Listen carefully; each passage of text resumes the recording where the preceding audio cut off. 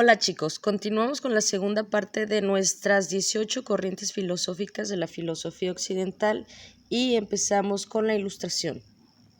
Un movimiento que enlaza el conocimiento y cambia el orden centrado en Dios por un modelo antropocéntrico en el que se da la prioridad a la razón. La ilustración se identifica simbólicamente con la Revolución Francesa. Se defiende la igualdad de todos los hombres a pesar de su procedencia. Con este hecho se deja a un lado el antiguo régimen para instaurar un nuevo orden político basado en la razón. La revolución no hubiera sido posible sin grandes pensadores de la época como Voltaire, Rousseau y por supuesto sin Diderot y la enciclopedia que publicó con D'Alembert, el primer gran diccionario del saber humano que le da el nombre a este movimiento intelectual y filosófico. Diderot y D'Alembert toman como referente a Francis Bacon, filósofo del siglo anterior. Bacon ya criticó el saber tradicional que tenían a la ciencia como instrumento y defendió su labor social y su importancia por el progreso del ser humano. Por lo tanto, durante el siglo de las luces, la corriente filosófica que predomina es el mecanicismo y la defensa de la filosofía experimental. Una filosofía que, según Diderot, permitía un conocimiento al alcance de todos, ya que no era necesario conocer los métodos matemáticos que usa Descartes con su racionalismo. Pasamos al... Otra corriente que reacciona críticamente al racionalismo es el empirismo, que defiende el conocimiento a través de la experiencia sensible. No obstante, el empirismo no puede considerarse contrario totalmente al racionalismo, ya que las dos teorías se basan en la razón y en las ideas. Lo que varía es de dónde provienen estas, si son innatas o se basan de la experiencia. Esta doctrina también se enmarca en los siglos XVII y XVIII y sus principales exponentes son John Locke y David Hume.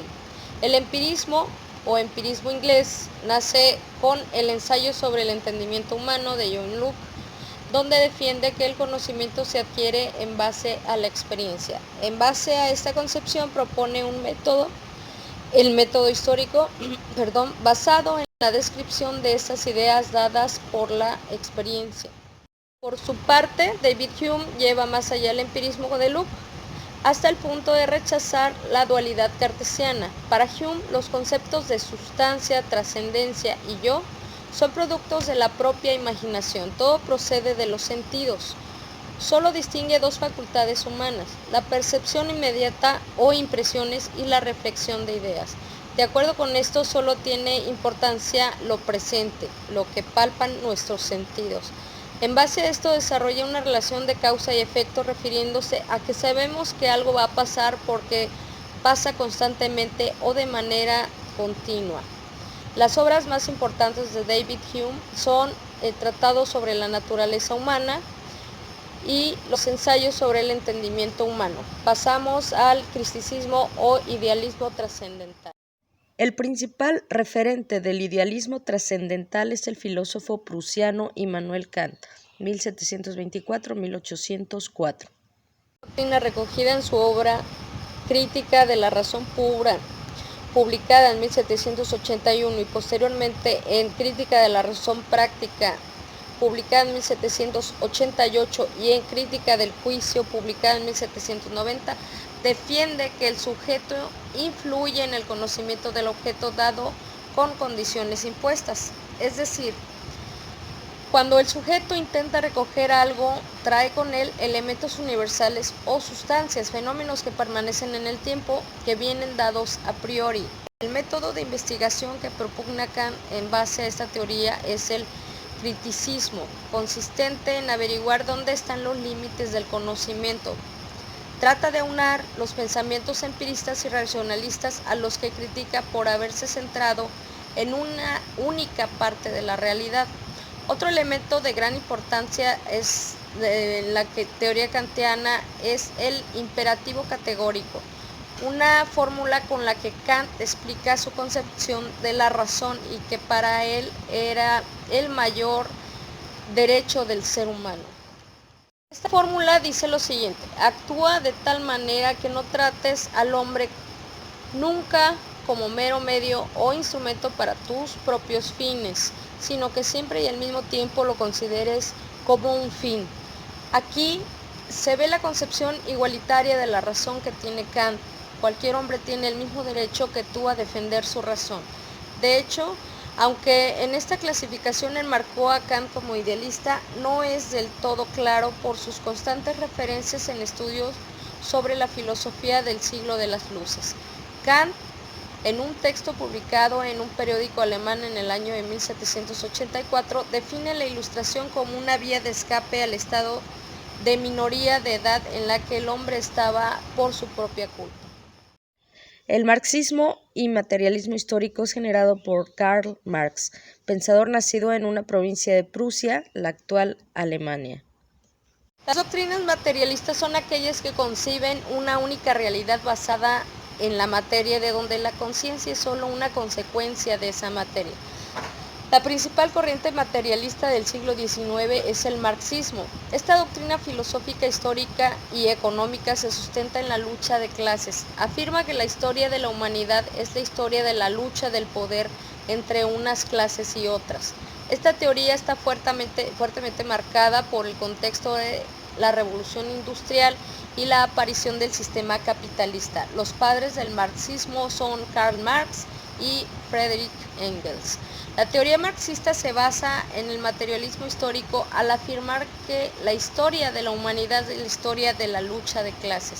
Según estos dos personajes, la economía, un concepto material, es el motor del mundo y de las desigualdades sociales. Esta concepción materialista la toman de Hegel, el principal referente del idealismo absoluto. Las obras más importantes de Marx son El Capital, publicada en 1867, y El Manifiesto Comunista, publicado en 1848, escrito este último en colaboración con Friedrich Engels.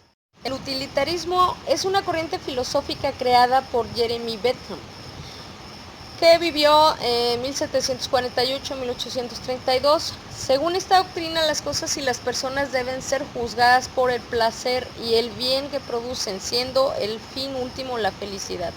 Por lo tanto, acorde a este planteamiento, es útil aquello que proporciona felicidad al mayor número de personas. Aunque el utilitarismo es un movimiento coetáneo al ilustrado, lo colocó después del marxismo en el siglo XIX, por la dimensión que le dio John Stuart Mill. John es hijo de James Mill, que existió en 1773-1836, también seguidor de esta teoría. John Stuart Mill aporta un aspecto novedoso a esta teoría con la importante distinción entre satisfacción y felicidad, estableciendo la primera como un estado puntual, mientras que la felicidad es algo más abstracto. Siguiendo este enunciado, afirma que no tiene por qué estar relacionada una vida repleta de hechos satisfactorios con una vida feliz. Y pasamos al positivismo. Movimiento creado por Auguste Comte, apuesta por una reforma social mediante una ciencia, la sociología y una religión nueva basada en la solidaridad entre todos los hombres. En base a esta teoría plantea la ley de los tres estadios.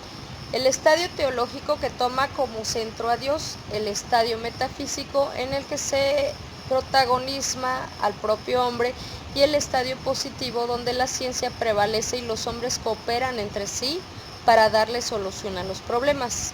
Sigamos con el irracionalismo. El irracionalismo defiende la prevalecencia de la voluntad del ser humano sobre la razón. El irracionalismo surge en el siglo XIX y está representada principalmente por Arthur Schopenhauer, 1788-1860, y Nietzsche. Las teorías de Schopenhauer y Nietzsche difieren en muchos aspectos, pero también coinciden en otros que hace clasificar a estas dos teorías como irracionalistas. Ambos ponen la razón al servicio del individuo. Schopenhauer defiende el principio de individualización, por el que el hombre intenta dominar la realidad a través de la razón para alargar lo máximo posible la vida del individuo. Este afán por la supervivencia no se da solo en hombres, sino en todos los seres vivos, por lo que al final se produce una lucha cósmica por seguir existiendo. Este afán es lo que el filósofo llama voluntad de vivir. Nietzsche también se centra en el individuo, pero lo concibe de forma distinta a Schopenhauer, que pinta un individuo desilusionado con la vida, mientras que el individuo de Nietzsche tiene una ilusión de convertirse en superhombre. La obra más importante de Schopenhauer es El mundo como voluntad de representación, publicada en 1818, y los trabajos donde Nietzsche desarrolla su teoría son El origen de la tragedia en 1872, La Gaya Ciencia, publicada en 1888 y 1887, Así habló Zaratustra en 1883-1891, o Más allá del bien y del mal, 1886, además de La genealogía de la moral, publicada en 1887. El existencialismo. Esta corriente surge a principios del siglo XX y, como su nombre dice, la principal cuestión que se plantea es la existencia humana. Uno de los precursores es Kierkegaard, que existió en 1813, falleció en 1855. Para los existencialistas, la existencia del hombre está por encima de su esencia. Entre los existencialistas está Jean-Paul Sartre, Albert Camus y también el español Ortega y Gasset. Pasamos al cinismo. Diógenes de Sinope. En la escuela filosófica fundada por Antístenes en el siglo IV a.C., defiende que la virtud es el único bien, llevando una vida que desprecia las riquezas. Entre los cínicos destaca Diógenes. Y pasamos al idealismo absoluto. El idealismo absoluto es un movimiento del siglo XVIII liderado por Hegel, nacido en 1770 y fallecido en 1831. Esta doctrina defiende que el espíritu es la única realidad absoluta. Otros filósofos como Schelling, que existió en 1777 y falleció en 1854, también hablaron de lo absoluto. Pasamos al idealismo subjetivo o inmaterialismo. Lo real es lo que el sujeto observante percibe, movimiento representado por Berkeley, 1865-1753. El estructuralismo es una corriente iniciada por Claude Lévi-Strauss y Michel Foucault. El estructuralismo fue un movimiento cultural con aspectos filosóficos que analiza los sistemas o estructuras hasta llegar a un concepto completo. Muchas gracias por todo, les dejo las fuentes por si quieren investigar más a fondo.